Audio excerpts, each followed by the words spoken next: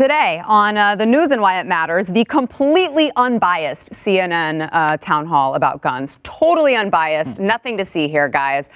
Twitter locking down Mitch McConnell's account, locking down Team Mitch. And are we really all going to die in 12 years from global warming? We've got special guests in the house, conservative commentator Grant Stinchfield. Great to have you back. And we have also got your maiden voyage on the show, author Joe Bastardi, the author of the Climate Chronicles. We've got the experts here to talk about the subjects. We're going to get into it, and it starts right now.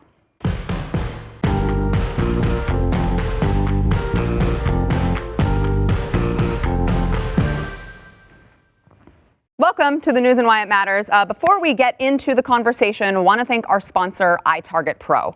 So iTarget Pro is great for those of you who are really into guns, which we're about to cover.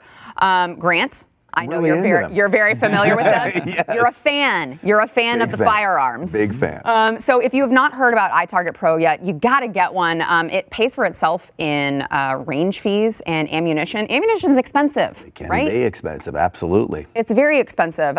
So if you are trying to train, going to the range, things of that nature, you can do that, but consider being able to train at home with iTarget Pro. It's a little laser bullet. Those of you who are watching on television can see we did a test run here at Mercury Studios. It's a laser bullet that you put in your gun, and it allows you to dry fire the gun. So you're learning your weapon, you're learning the trigger control, and you're learning the pull. A lot of guns, like I say, my 380, it's got a really crazy long pull. You don't expect it to be as long as it is, and it's really important that you train with that particular gun and you learn it. So you can go to itargetpro.com. They've got all different kinds for all different kinds of calibers. So they likely have one for your weapon, and you can train at home. And there's also an additional bonus that you don't shoot holes through your couches and your walls and your television. Positive, yeah. That's great. Positive. That's great. You can go to itargetpro.com, like I said, get 10% off plus free shipping if you use promo code NEWS. That is itargetpro.com. All right, gentlemen, the CNN town hall, Chris Cuomo was the moderator. So you know off the bat. You know off the bat that you're going to get completely unbiased coverage, right? Totally. That was what it was, right? Grant, did you watch it? I watched lowlights of it. I can't subject myself to sit there and watch all of that, just as I have a really hard time watching the Democratic debates, all of them. I last about 10, 15 minutes. I got to turn it off and discuss. It's hard. It's hard work. It's a tough slog, especially with Chris Cuomo. I mean, you're downgrading, in my mind, from Tapper to Cuomo, first of all, from the last thing. There's no question. Right. And then, he was complaining about the NRA not showing up. It's like last time, you basically created a real security threat for Dana Lash, who was, screamed at. They had a crowd chanting against her. You went down this really ridiculous road where you opened it up for people to just basically scream obscenities at this person for the entire half hour. I was with the NRA during that Parkland town hall as a host at NRA TV, and I can tell you that was a set-up job by CNN. Oh, absolutely. Dana Lash walked into what amounted to a WWE wrestling cage match, is what they wanted. All for entertainment purposes. They didn't care about those kids. They didn't care about public safety. And they wanted Dana Lash hung out to dry. And they did it. And then they think the NRA is going to show up to that town hall? It was ridiculous. Yeah. I will say that Dana did an incredible job at that. Incredible job. I said this to her afterwards. That there are certain moments in your country's history where the Second Amendment is really on the line, and I think that was one of them. And the fact that she stood up there and she fought against it was, legitimately, I think, a heroic thing when you talk about the Constitution. You're set into a lose-lose scenario because how are you supposed to go up against a Parkland victim or a family? I mean, you don't want to be confronting them. They get a free pass in my book forever. Okay, they can say whatever they want. I mean, look, you go through something like that. There's no way to be able to deal with something, that disturbing, right? I mean, but that doesn't affect the fact that we have a Constitution, we have a process. If you want to overturn the Second Amendment, you can do it. There's a process to do it. You have to amend the Constitution. That's the way you do it. Yeah. Talking about Chris Cuomo's remarks, I feel like we should just let him speak for himself. I don't think that there's a good way to describe just how disgusting it was. Let's watch. We also invited the National Rifle Association, the NRA, to be part of its conversation. They declined. They sent a totally disingenuous statement that they're open to honest discussion, but not this spectacle.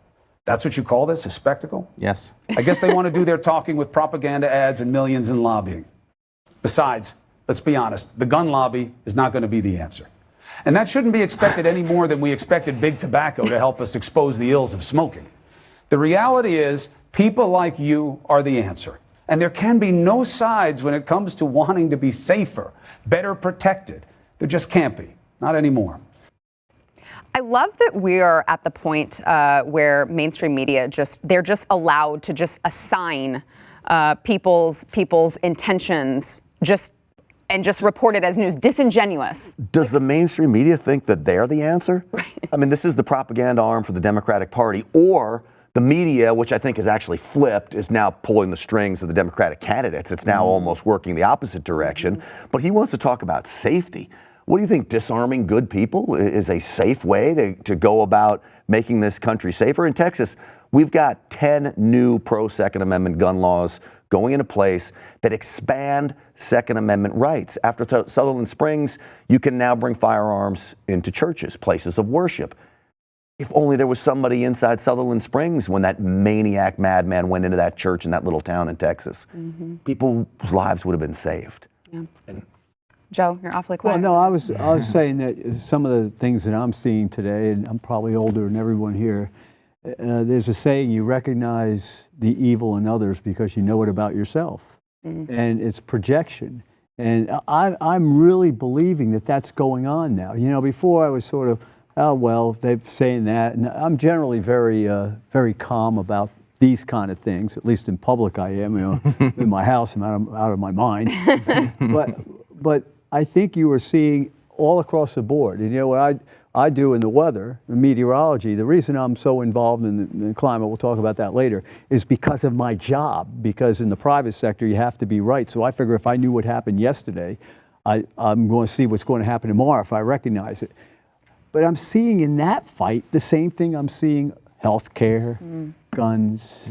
It's out of Alinsky. You know, I'm 64. And that's dating myself, but no one else would date me until my wife met me. But the fact is that I read Rules for Radicals when I was young. I got that debate that Glenn was talking about with Alinsky and William F. Buckley, who I became a big fan of. And Alinsky was a real interesting character because he wanted to create conflict. If there's no conflict, create it, then come in and try to be the repair. And he's honest about what he was trying to do. So what I'm saying is this, you know, I'm not an expert on this or that, believe me. You know, I think, you know, I'm making the best of the ability God gave me in the weather. But I see a linkage in the strategy across the board, basically hysteria and isolate, demonize, and destroy anybody that disagrees with you. So, yeah. I was listening to Bernie Sanders. He did an interview with Joe Rogan. He went on the Rogan podcast, which was a brilliant move by him, honestly. I mean, because it's a huge audience, and Rogan is, you know, like Rogan's an interesting guy because he's curious, but he's not a political guy. He's not a guy who's going to be able to push back on each one of these claims. And at one point, they're talking about guns, and Sanders says, you know, do we have the clip here? Yeah, we do. This is an amazing moment, I think. But all that I ask of the gun owners, and you're absolutely right, 99.9% of gun owners would never in a billion years think of doing these horrible things. What? In the moment that we are living in, I think that we're all going to have to make, you know, some concessions to the reality of what is going on, and that is that there is a small number of, call them what you want, depraved people who are prepared to do that. Can I make something perfectly clear here? Sure. Not one thing they offer up would make anybody safer. It would not have stopped any of these mass shootings. So you nailed it, Stu. Bernie Sanders just admitted that 99.9% of every gun owner would never do this, but yet he's going to punish every single one of us by taking away our firearms to prevent 0.1%. It's insane. It's insanity. And then, of course, this is all part of their plan, because it's not about the guns, it's not about safety, it's to disrupt and make government more powerful.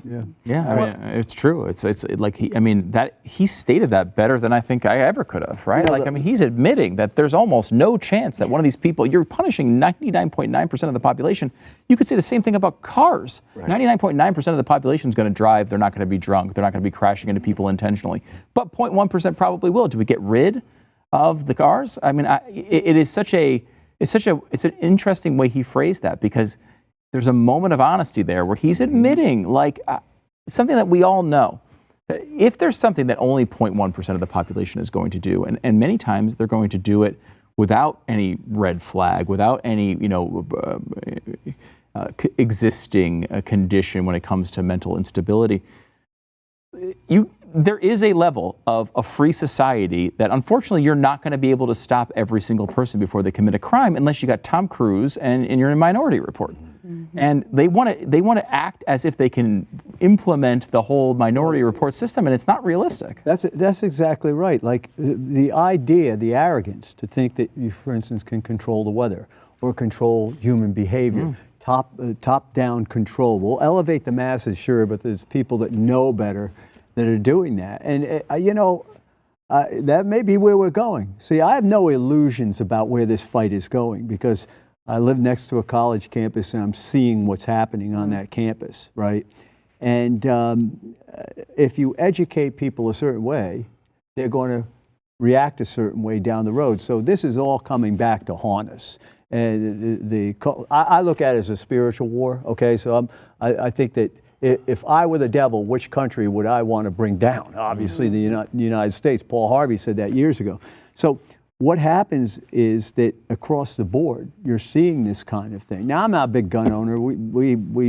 I decided when I hit 57, someone comes to the house, I'm not going to be able to take them anymore. Yeah, but if you had a gun, you might be able to. That's what happened. What happened was, I was wrestling with this guy. I was training this guy who's an MMA fighter now, Josh Koscheck.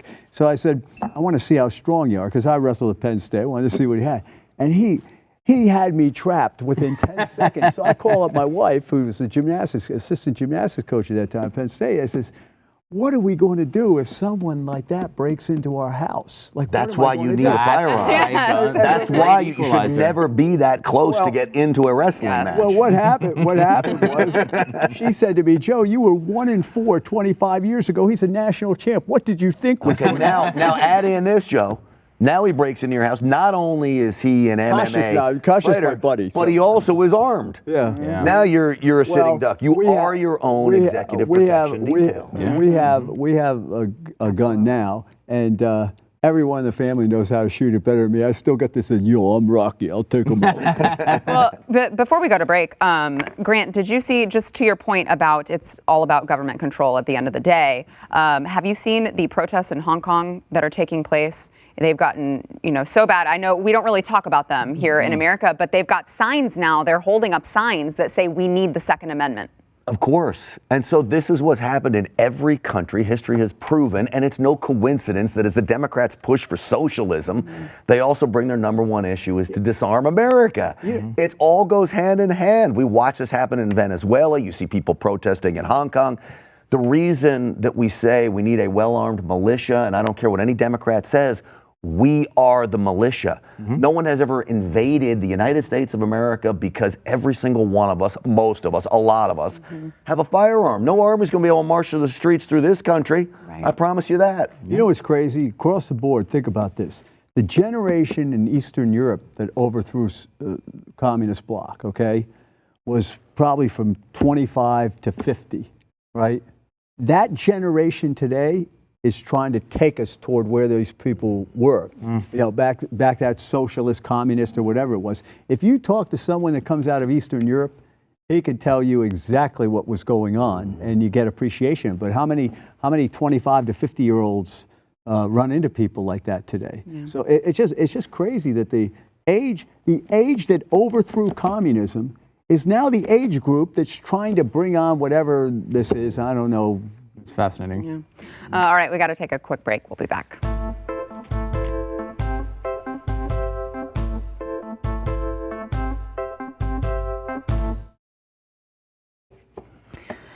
Twitter, speaking of unbiased, you know, we said CNN was unbiased. Also, Twitter is very unbiased. They have actually locked now Mitch McConnell's campaign and also reporter Ryan Saavedra.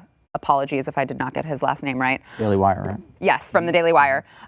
They have locked their accounts, requiring them to pull down a video of all of the protesters outside Mitch McConnell's house shouting death threats at him. So first of all, the left, just think of what they do. They go to somebody's house, an elected official's house, and it's not even just protesting. Stab him in the heart. Yes. Kill him. They're calling for his death. Majority Leader of the United States Senate. That's the pacifist left that we talk about. These are the same people, by the way, that want to take away our firearms. Okay? He puts up a video of them calling for his death, and they suspend Mitch McConnell's campaign account for calling out the violence. It's unreal. I promise you, that would never happen to a liberal's Twitter account. Never. No. Well, and I mean, you just look at the proof of who has been suspended in the past and who gets to stay. I mean, we were talking about Dana Lash earlier. I mean, she gets death threats. Yeah, but she gets death threats all the time on Twitter, right there. They rarely do anything about it.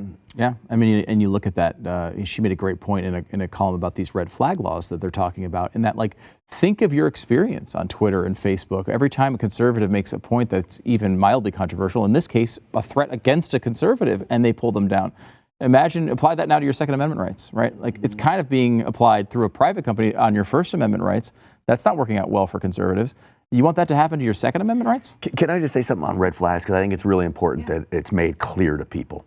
Nobody, not the NRA, not any gun rights organization, not any law-abiding gun owner wants a mentally ill nutcase to have his hands on firearms. Nobody. But what you're saying with due process is that there has to be due process when it comes to red flag laws. This is a fundamental tenet of our society, of our rights, that you have to have an ability to make your own case. So many of the red flag laws that we're seeing pass from state to state do not allow for this. They allow for a complaint to be filed and the police to show up on your doorstep and basically take away your firearms. That is un-American. All we're saying is go through the process. Make sure due process is there. And I do think that is an important distinction to bring up, because I feel like we get so lost in the battle between, well, this statistic shows this and this statistic shows this. And at the end of the day, you know, it is important to remind people, just because we believe in the Second Amendment doesn't mean that our heart doesn't go out to these people and that we don't want some sort of solution. It's just that isn't the way. Before you seize property, do it in a constitutional manner, right? And so this is the problem with liberals versus conservatives today. Liberals want to ignore the Constitution. They want to ignore that the Second Amendment even exists, and they want to ignore the rights that we have when it comes to seizing property from individuals. Well, they want to delegitimize, it's called the fruit of the poison tree. If you're delegitimizing the founding of the country and all these things, and the Second Amendment, the First Amendment, they're all gone. You replace it, and that's that. And that's the same thing when government grows. Government growing big. The argument is, how big should government be? The bigger it grows, the more it gets in the way, let's say, of spiritual things. Why? If you become dependent on the government for anything, you start learning how to kowtow to the government rather than looking for things bigger that may be more important down the road. So, and of course, the destruction of religion and belief in God is, if you can't believe in God, well, then you better believe in the government. So, I mean, it just sort of makes sense to me. And people go, oh, no, it's not like that. And I go, well, look at the data. Look what's going on in front of you. I mean, and this idea that you could just suspend one of your God-given rights for a few weeks while they figure things out that's not okay. No, right? Like, I mean, it's not. I'm waiting for the group to propose late October around Halloween that they suspend the 19th Amendment so that women just can't vote for a couple of weeks. No big deal. Don't worry about it. You'll get your voting rights back in a few weeks. That's not okay. It's your God-given right. You know, we believe in these. You know, that's why these are self-evident truths, and you should be able to protect yourself without having to prove your innocence first. It's a reversal. It's innocent until proven guilty. It's not guilty until proven innocent. Well, the problem, we seem to want to do that right now. The problem is that they're trying to get rid of those things. You said, well, that's un-American. And they're like, well, we don't want America to be this way anymore. So you're seeing a concerted effort across the board to sow chaos and you feel helpless. And if you feel helpless, then what are you going to do, right? Someone save me, right? Yeah, that's true. Yeah, they are un-American. They hate America. They want to transform us. Well, So they hate the way America is. They have a vision of America. See, this is, I was at the climate conference this past weekend, and the guy that introduced me said, Bastardi's one problem is he's too nice and too tolerant, right? Because I say, you know, they believe their America, the America that they can love, is different from what we were taught. And there's a big problem. You think kids are being taught the Second Amendment, First Amendment, like we were in civics class, you know, back in 7th and 8th grade? No. So they don't even know. They just, you know, if you don't stand for something, you'll fall for anything. So what happens is they don't get the kind of foundational education as to why. You know, look at the Electoral College. They want to do away with that because they're not being taught that. So you put 20, 30, 40 years of not being taught why we have the Constitution the way it is, or why we have the Electoral College, or whatever it is. Guess what's going to happen? Whoever gets control of the message takes over. And I think you're seeing that. Grant, last word? Yeah. Well, I mean, I think it all comes down to individual liberty. And so what we're seeing is a destruction of liberty across all platforms, whether it's Mitch McConnell on Twitter and whether it's Twitter. Look, it's their platform. They can do whatever they want with their platform. I get that. But the bottom line is it's about silencing us. And the way they silence us is take away our rights and make up lies. And the amount of lies that are being spewed today, I've never seen it at a level like this before. Well, and I would just like to push back a little bit on the platform thing. Yes, they are technically considered a platform now, but if they want to have those standards, they should apply them equally, or they should become a publisher status, right? They should apply them equally, but I think free markets would allow us to decide if we want to use Twitter or not, right? And absolutely. So I believe they have the ability to do whatever they want on their platform, right? Well, and I don't really do at the end of the day, but they shouldn't get the protection that they get as a platform if they're going to be a publisher. Well, that's and true. Decipher who gets standards applied and who doesn't. That is true. They shouldn't get those kind of protections. But in the end, it's up to us to change their behavior, and it's up to us not to use Twitter anymore. Bottom line is I don't think that's going to happen. Crap. I was just on it earlier today. All right, back in a minute.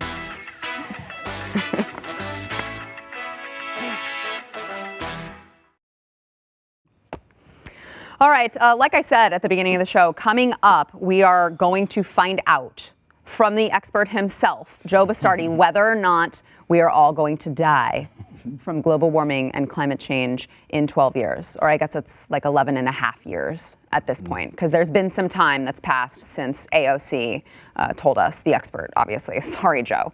But before we get into that, Joe, is your book out? Yeah, oh yeah, it's been out for a couple years. Okay. And it's called The Climate Chronicles, Inconvenient Revelations You Won't Hear from Al Gore and Others. Yeah. And it's not your standard climate book. There's only a little bit about the argument there. What I try to do is I try to draw the attention to all these other side issues that are, and the reason I wrote it's a love story, because I've loved the weather since I was 3. My dad's a meteorologist, my son wants to be a meteorologist. I heard my great-grandfather was a meteorologist back in Italy, or a weatherman back in Italy. So the Climate Chronicles, go buy it. Overtime starts now.